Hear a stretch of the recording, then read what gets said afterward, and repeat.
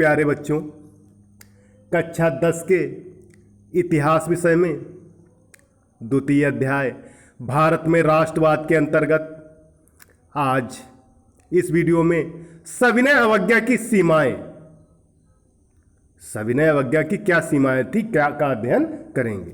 देखिए, सविनय अवज्ञा आंदोलन में दलित वर्ग की भागीदारी भी काफी सीमित थी। इसका कारण यह था कि एक तो दलित वर्ग स्वयं अपने को दलित समझता था, दलित वर्ग स्वयं अपने को दलित समझता था, तथा दूसरा कुछ रूढ़िवादी सवर्ण हिंदू जातियां इनको समाज में समान भागीदारी का अवसर देना नहीं चाहती थी। जो उच्च वर्ण के लोग थे, दलित लोगों को समान भागीदारी नहीं देना चाहते थे। सभी सामाजिक समूह वर्ग स्वराज की अमूर्त अवधारणा से प्रभावित नहीं थे। ऐसा ही एक वर्ग राष्ट्र के अछूतों का था, जिन्हें अछूत कहा जाता था। वे सन 1930 के पश्चात स्वयं को दलित या उत्पीड़ित कहने लगे थे। कांग्रेस पार्टी ने लंबे समय तक दलितों का ध्यान नहीं दिया, क्योंकि कांग्रेस रूढ़िवादी सवर्ण हिंदू सनातन पंथियों से डरी हुई थी।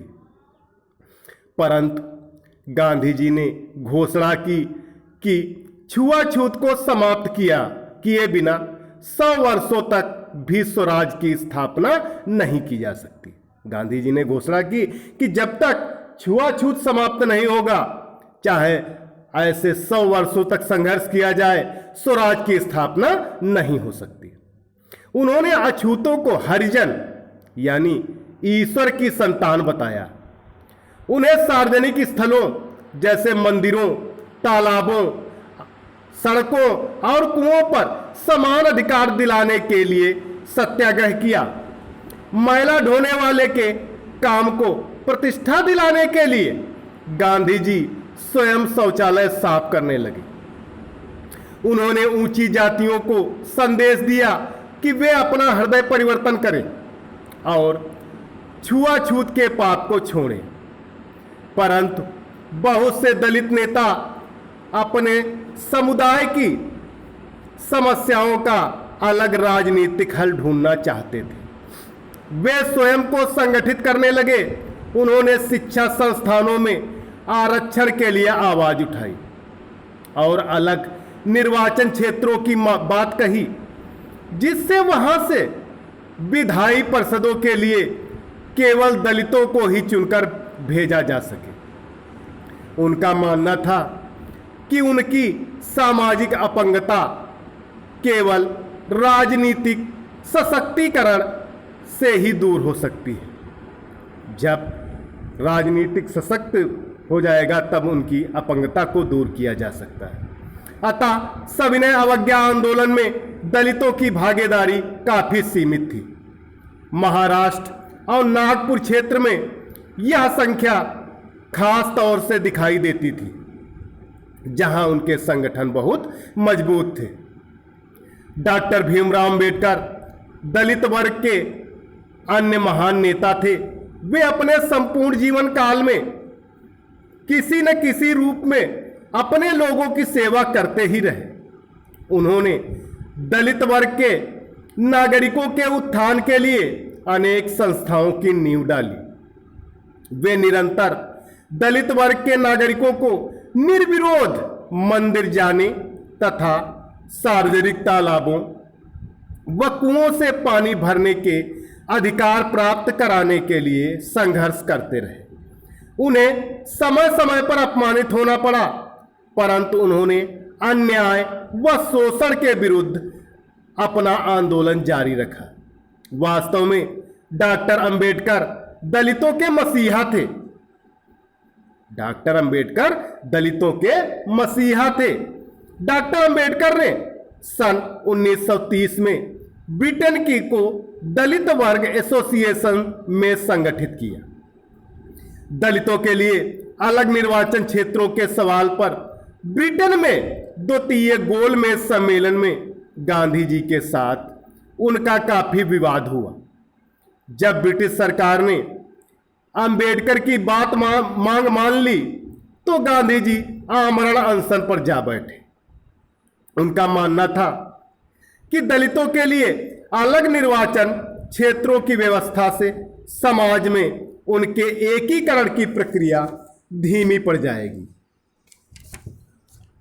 आखिरकार डॉक्टर अंबेडकर ने गांधी जी की राय मान ली और सितंबर सन 1932 में पूना पैक्ट पर हस्ताक्षर कर दिए।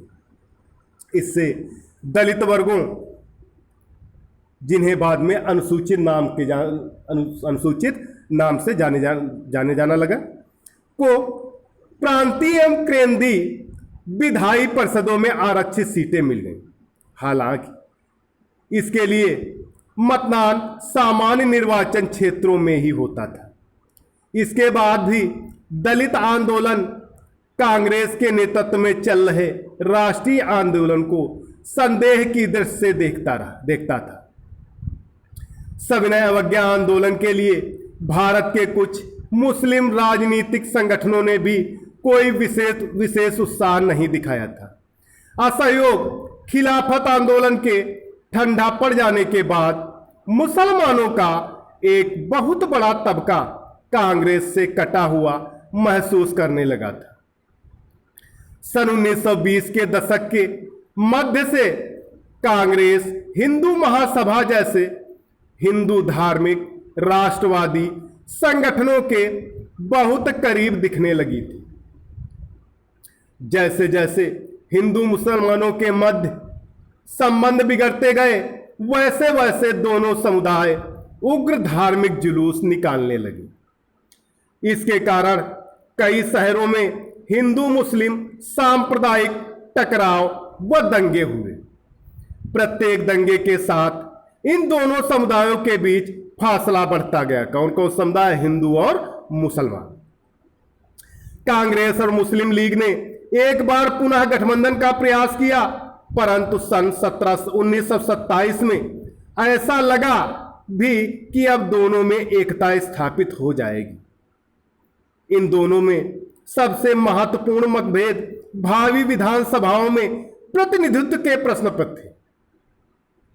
मुस्लिम लीग के नेताओं में से एक मोहम्मद अली जिन्ना का कहना था कि अगर मुसलमानों को केंद्रीय सभा में आरक्षित सीटें दी जाएं और मुस्लिम बहुल प्रांतों जैसे पंजाब था, बंगाल था, में मुसलमानों की जनसंख्या के अनुपात में प्रतिनिधित्व दिया जाए तो वे मुसलमानों के लिए अलग निर्वाचन क्षेत्रों की मांग की छोड़ने के लिए तैयार है।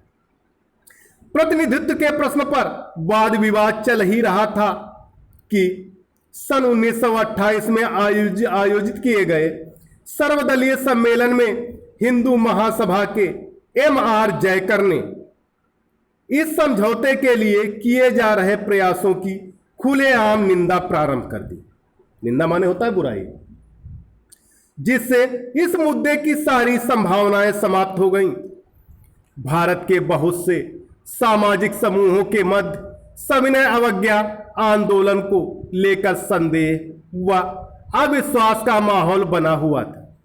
कांग्रेस से अलग हुए मुसलमानों का बड़ा तबका नहीं समुदाय किसी संयुक्त संघर्ष के लिए तैयार नहीं था। बहुत से मुस्लिम नेता और बुद्धिजीवी भारत में अल्पसंख्यकों के रूप में मुसलमानों की हैसियत को लेकर चिंता जता रहे थे। उनको डर था कि हिंदू बहुसंख्या के वर्चस्व की स्थिति में अल्पसंख्यकों की संस्कृति और पहचान समाप्त हो जाएगी। तो प्यारे बच्चों, आज के लिए इतना ही। सभी बच्चे इसे ध्यानपूर्वक पढ़ें, सुनें और अपनी भाषा में लिखकर इसे कक्षा 10 होमवर्क वाले ग्रुप पर अवश्य डालें। धन्यवाद।